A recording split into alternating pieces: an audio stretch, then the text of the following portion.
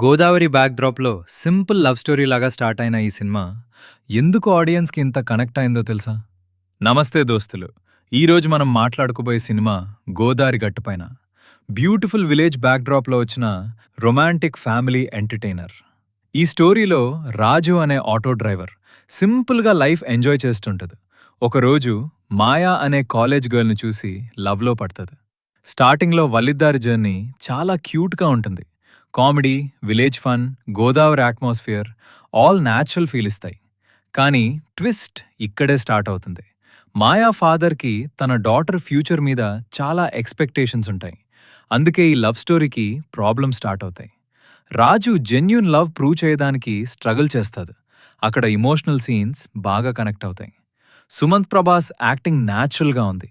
ఇంకా గోదావరి విజువల్స్ సినిమాకి biggest plus point. Comedy scenes మరియు ఇమోషనల్ మూమెంట్స్ బ్యాలెన్స్‌గా ఉన్నాయి.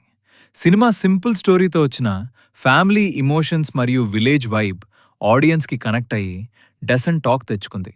మ్యాన్‌గా రూరల్ లవ్ స్టోరీస్ ఇష్టపడే వాళ్ళకి ఈ సినిమా బెటర్ ఎక్స్‌పీరియన్స్ అనిపిస్తుంది. మీ ఒపీనియన్ ఏంటి? విలేజ్ బ్యాక్‌డ్రాప్ లవ్ స్టోరీస్ మీకు నచ్చుతాయా? కామెంట్‌లో చెప్పండి.